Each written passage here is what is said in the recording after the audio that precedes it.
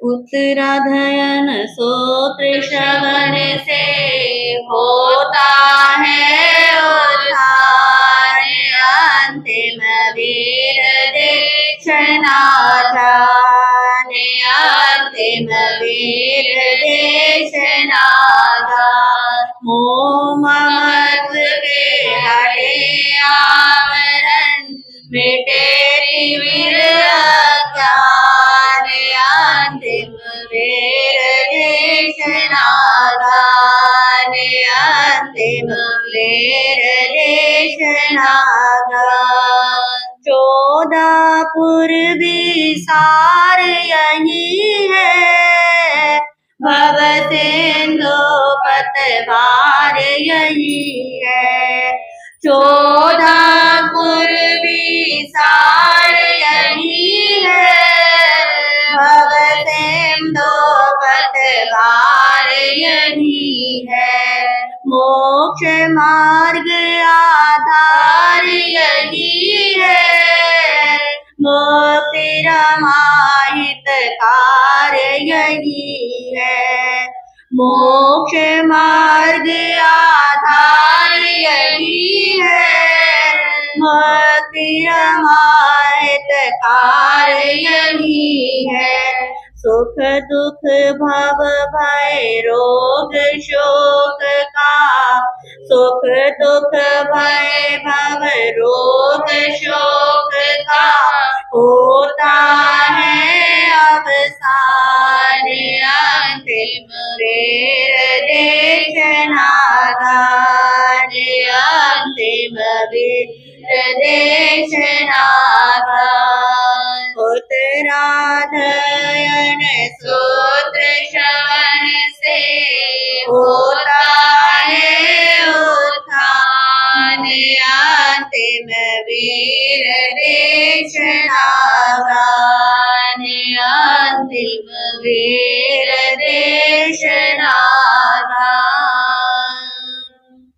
श्री उत्तराधयन सूत्र की मूल वाचना का 16, 17, 18वां अध्ययन का हमने स्वाध्याय किया। अर्थ वाचना धीमी गति से चल रही है, जिसमें आज आपके समक्ष 5वां अध्ययन, जिसका नाम है अकाम मरणीय।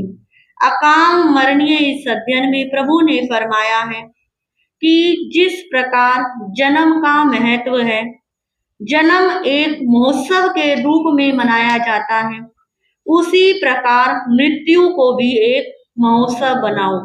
जन्म शब्द के तीनों अक्षर हमें क्या प्रेरणा देते हैं?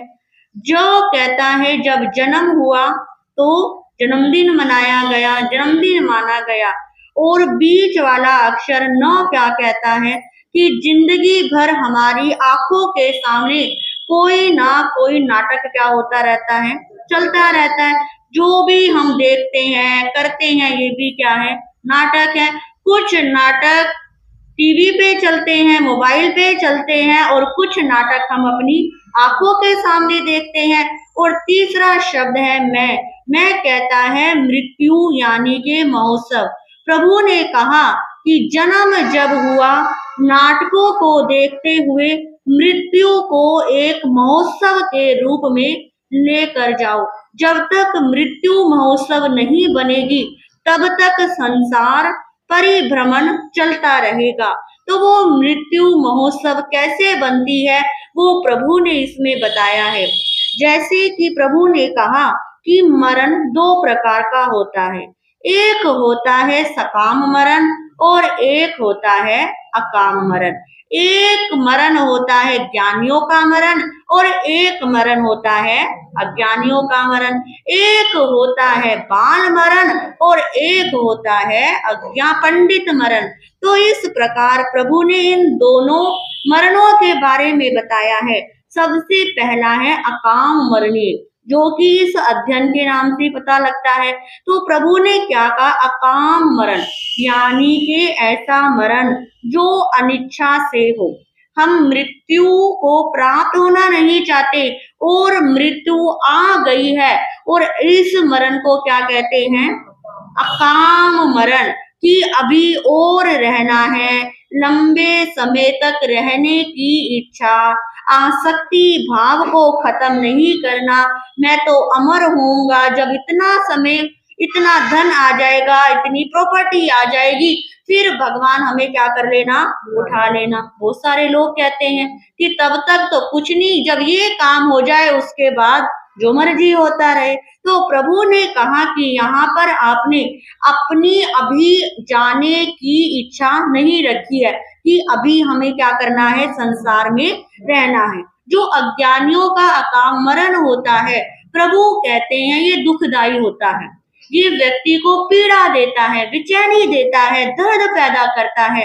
इसके लिए उदाहरण दिया शिशु नाग का कि एक केंचुआ होता है, केंचुआ रेत में रहता है और वो रेत को ही खाता है और गीले रेत को, गीली मिट्टी को अपने शरीर पे क्या कर लेता है, लगा लेता है।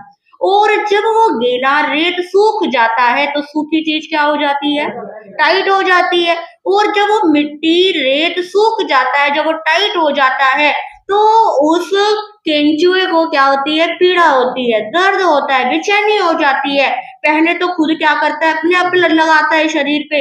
तो प्रभु कहते हैं कि वो केंचुआ इतने दुख, पीड़ा, बेचैनी के अंदर मृत्यु को क्या हो जाता है, प्राप्त हो जाता है। उसी प्रकार प्रभु ने कहा कि संसार का प्राणी भी इस जन्म लेने के बाद कर्मों को क्या करता रहता है, संचित करता रहता है, बांधता रहता है। और जब वो बांधता रहता है तो वो पोटली क्या हो जाती है, भारी हो जाती है, वो उठती नहीं है। अब वो कहता है अगले घर में भी जाना है, मृत्यु का समय आ गया। और फिर अंतिम समय पछताता है कि ये जीवन तो मैंने ऐसे ही क्या कर दिया, बिता दिया। तो प्रभु ने कहा ये होता है अज्ञानियों का मरण। दूसरा होता, उदाहरण दिया शाक्टिक यानी कि गाड़ीवान, कि यदि आप कहीं ट्रेवल कर रहे हैं और दो रास्ते हैं, एक रास्ता थोड़ा शॉर्टकट है परंतु उबड़ खाबड़ है, सड़क टूटी हुई है, और एक रास्ता बड़ा लंबा है पर क्या है, बिल्कुल साफ है। पर जो थोड़ा सा मूर्ख कहें उसको, वो व्यक्ति कहता है छोटे रास्ते से ही क्या करते हैं, चलते हैं, पर वो रास्ता क्या है, खराब है। अब खराब रास्ते में चलने से उसकी गाड़ी क्या हो जाती है, खराब हो जाती है। अब जब गाड़ी खराब हो जाती है, रास्ते में कोई भी ठीक करने वाला नहीं मिलता, और ऐसी परिस्थिति होती है अगर गाड़ी को छोड़ सकता और ना आगे बढ़ सकता।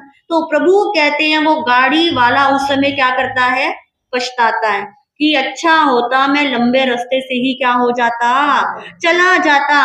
उसी प्रकार प्रभु कहते हैं जो अज्ञानी होता है वो भी अपनी नासमझी पर अंतिम समय पछताता है कि मुझे कितने मौके मिले, मुझे कितने गुरुओं का सानिध्य मिला, मुझे कितनों की प्रेरणा मिली, परंतु फिर भी मैंने किसी की बात नहीं मानी। तो ऐसा व्यक्ति जब मरता है तो उसका अकाम मरण होता है। तीसरा कहते हैं, उदाहरण दिया जुआरी का, कि जो जुआरी होता है वो एक ही दाव में सब क्या कर देता है, गवा देता है। उसी प्रकार जो अधर्मी होता है वो भी अपना धर्म, कर्म, कर्तव्य को छोड़कर पाप में अपना जीवन क्या करता है, बिता देता है, और उसका मरण भी क्या होता है, अकाम मरण होता है। अकाम मरण प्रभु ने यहाँ पर 12 प्रकार का बताया है, जिसके अंदर पहला है बल्ले मरण, यानी कि जो भूख प्यास से पीड़ित होकर क्या होते हैं, मरते हैं, कि अंतिम समय कोई पानी देने वाला नहीं, कोई लोग इतनी गरीबी की हालत में भूख से क्या हो जाते हैं, मर जाते हैं। तो उनका मरण कौन सा हुआ, अज्ञानता का मरण।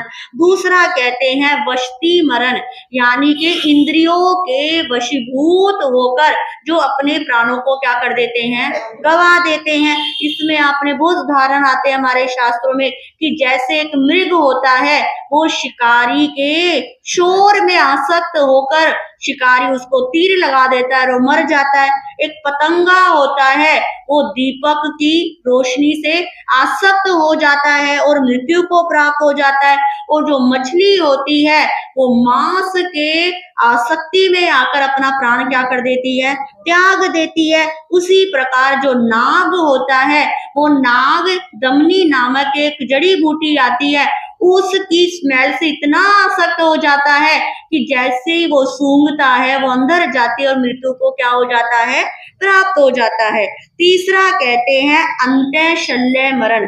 इसके अंदर कि यदि किसी को कोई तीर लग के या गोली लग के क्या हो जाती है, मृत्यु हो जाती है, तो वो भी उनका क्या है, अकाम मरण है। चौथा कहते हैं तद्भव मरण।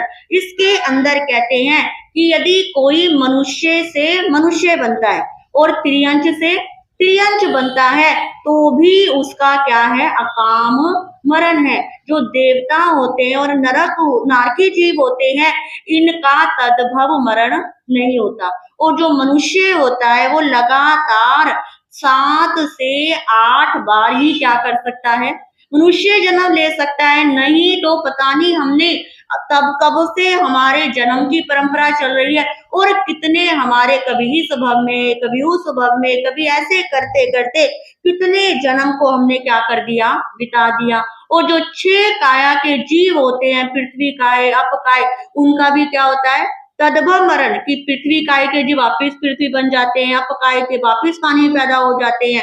तो इस प्रकार ये होता है तद्भव अकाम मरण।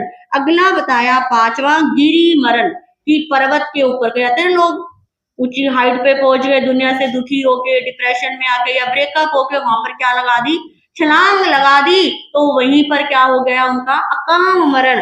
तरु मरण, कि पेड़ पर चढ़ गए, कई बार दिमाग जब फिर जाता है कि इस पेड़ से छलांग लगाई और मृत्यु क्या हो गई, आ गई। फिर कहते हैं जल मरण।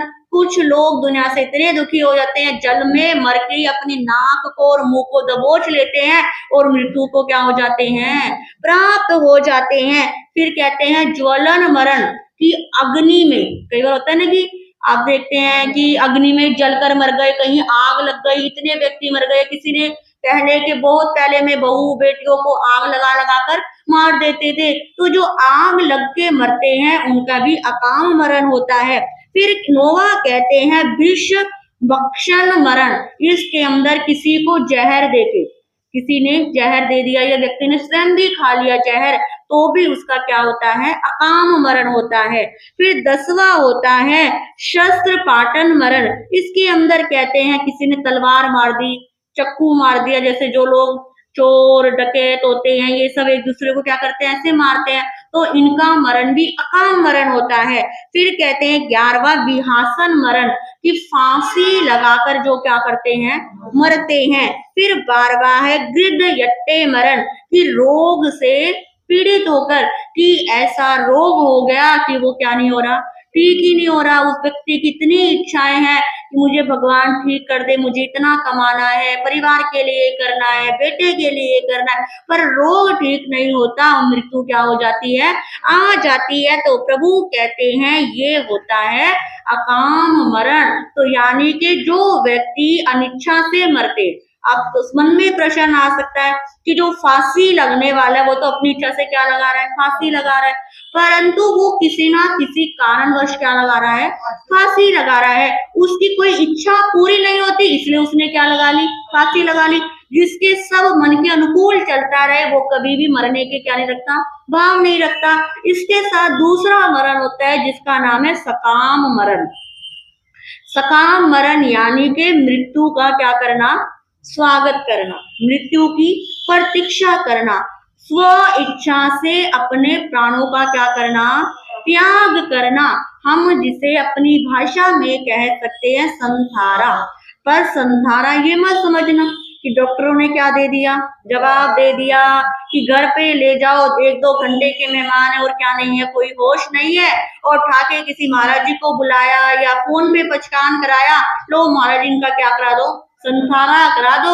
ना कुछ लेने वाले को क्या नहीं है, होश नहीं है कि मैं संथारा ले रहा हूँ, बस संथारे का पचकान करा दिया और कहते हैं 2 घंटे का संथारा आ गया, 4 घंटे का संथारा आ गया, परंतु प्रभु ने उसको संथारा नहीं कहा है। आजकल मैं देखती हूँ बहुत क्या बन गया, फैशन बन गया। पहले कोई किसी को पता भी नहीं था, कोई लाखों में हजारों में कोई 1-2 करता था, और अब जवाब दिया और लोगों को प्रेरणा देने वाले भी ऐसे मिल जाते हैं, चल हॉस्पिटल से घर लेके आ रहे हैं और क्या करा देते हैं, संथारा करा देते हैं। और परिवार वाले भी बड़े खुश होते हैं कि हमारे माता जी को, हमारे पिताजी को क्या आ गया, संथारा आ गया।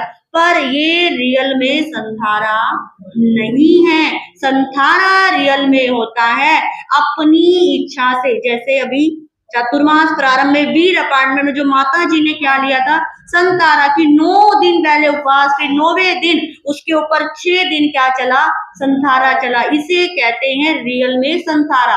कि कितनी बार पूछा गया पूरी चेतना के साथ, आप सबने भी देखा कि किस तरह सचेत रही, पाठों को बोलती रही, गुरुओं के प्रति श्रद्धा भाव रहा। तो प्रभु ने कहा ऐसा संतारा होना क्या होता है, हमारा सकाम मरण होता है। कि मृत्यु जब मर्जी आ जाए कोई क्या नहीं है, रोष नहीं, भगवान आने वाली है, मृत्यु लटक रही है, वो कहती है मैं तो क्या हूँ, तैयार खड़ी हूँ। तो ये जो संसारा आता है, ऐसा संसारा हर किसी को नहीं आता, बड़े बड़े साधुओं को भी नहीं आता, जितना इतना संयम होता है, तप होता है, नहीं आता। ये कितने जन्मों की हुई साधना होती है। और संसारा भी उसी को आता है जो हम संस्कार डालते हैं कि मुझे भगवान, मुझे संसारा आ जाए, ऐसे हम दिल से, सिर्फ शब्दों से नहीं, एक दिल से कि अंतिम समय में मेरा भी क्या है, संसारा। जब हम ये मैसेज बार बार अंदर देते रहते हैं तो अंतिम समय में भगवान हमें क्या देता है, अवसर देता है। पूरी जिंदगी हमें पता ही नहीं क्या संसारा, क्या छोड़ना, और लास्ट में क्या लगा दिया, उसके ऊपर थोप दिया। तो प्रभु कहते हैं ये कभी संसारा नहीं हो सकता। अंतगढ़ सूत्र में आप सुनते हैं 90 महापुरुषों ने एक मास का, 1.5 मास का जब देखा कि अंतिम समय आने वाला है और यश इंद्रियों की शिथिलता शुरू हो गई है, अकेले में चले गए और क्या ले लिया, संसारा ले लिया। तो प्रभु कहते हैं ये संसारा जीवन का हमारी अगली साधना का क्या होता है, सोपान होता है। इससे पता लगता है कि आपकी पूर्व की साधना कैसी थी और आपका अगले का जीवन क्या रहेगा, कैसा रहेगा। इसके लिए प्रभु ने हम जैसे आपके लिए भी और हमारे लिए भी कहा कि हमें प्रतिदिन क्या करना चाहिए, संधारा करके सोना चाहिए, जिसके अंदर की आहार शरीर उपदू सदा पचकू पाप अठार, मरण पाऊं तो ओसरे जीऊं तो आगार। पता नहीं अंतिम समय में इतनी चेतना होगी या नहीं होगी। जब चेतना है, जब हम सो रहे हैं, हम जो रात को हम सोते हैं वो भी तो एक तरह की क्या है, मृत्यु तो है ना। क्या हमें पता होता है कि क्या हो रहा है, कौन क्या कर रहा है, कौन गया, कितना हम सो लेते हैं, क्या हो रहा है, हमें आसपास कुछ भी नहीं पता होता। तो रात का जो समय होता है वो भी हम मृत्यु की क्या होते हैं, गोद में ही होते हैं। अब जो किस्मत वाले होते हैं, आयुष कर्म होता है, सुबह क्या हो जाते हैं, उठ जाते। नहीं तो देखते हैं कितने व्यक्ति रात को सोए और सुबह उठ भी नहीं पाए। तो प्रभु ने कहा कि रात को जैसे ही आप बिस्तर पर जाओ तो रात को ये क्या करो, पचकान करो कि हे भगवान मैं सारे पापों का क्या करती हूँ, त्याग करती हूँ, सो कोई पापों से मेरा लेना देना नहीं है। और सुबह जैसे उठो नवकार मंत्र पढ़ के आप क्या कर सकते हो, पारना कर सकते हो। इससे आपके सारे क्या हो जाएंगे, त्याग हो जाएंगे। कई लोग होते हैं ना, बार बार रात को 2 बजे भूख लगी, 3 बजे भूख लगी, खाना शुरू कर दे, पीना शुरू कर दे, इधर उधर घूमना शुरू कर दे, जिस मर्जी का फोन आया बात, तो सबसे आप क्या हो जाओगे, साइड में हो जाओगे। तो जीवन को यदि सुंदर बनाना है, अच्छा बनाना है, तो हमें भगवान के दिए हुए छोटे छोटे स्टेप पर ही क्या होगा, चलना होगा। आप देखिए भगवान ने कोई बड़ी बात नहीं कही कि तू इतना बड़ा करेगा तो तेरे को इतना फल मिलेगा। भगवान ने क्या कही, छोटी छोटी बातें बताई हैं, छोटी छोटी शिक्षाएं दी हैं जो हमारे इस जीवन को सुंदर बनाती हैं, आगे बढ़ाती है। तो आज गुरु कृपा से मैंने जो अकाम मरणीय अध्ययन को समझा और फील किया कि कैसा हमारा मरण होना चाहिए, कैसे हम अपनी मृत्यु का क्या करें, स्वागत करें।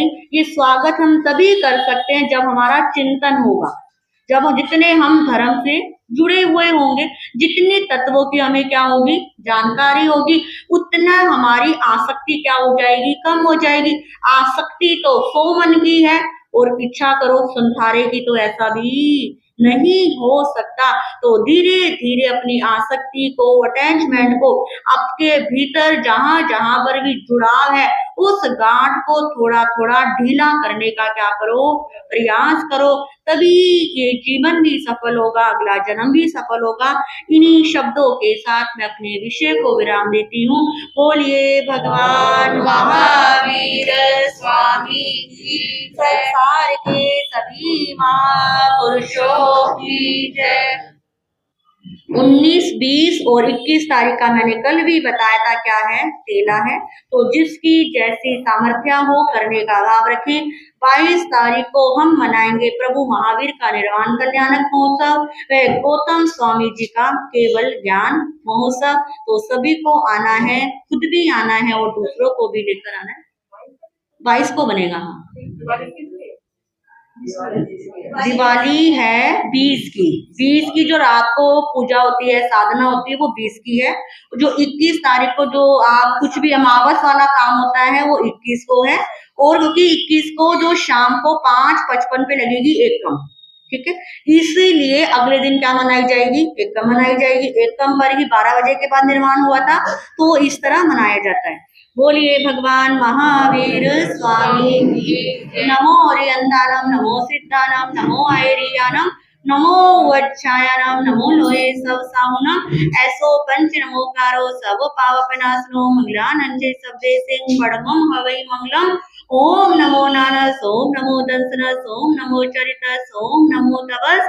श्री चत्तारी मंगलम हरियमता मंगलम सिद्धा मंगलम साहू मंगलम केवली पड़तो धम्मो मंगलम। चत्तारी लोगुत्तमा हरियमता लोगुत्तमा सिद्धा लोगुत्तमा साहू लोगुत्तमा केवली पड़तो धम्मो लोगुत्तमा। चत्तारी शरणं भवज्जामि हरियमते शरणं भवज्जामि सिद्धे शरणं भवज्जामि साहू शरणं भवज्जामि केवली पणतं धम्मं शरणं भवज्जामि। ये चार शरण दुख हरण जगत में और न शरणा कोई होगा। जो भव प्राणी करे आराधन उसका अजर अमर गति होगा, उसका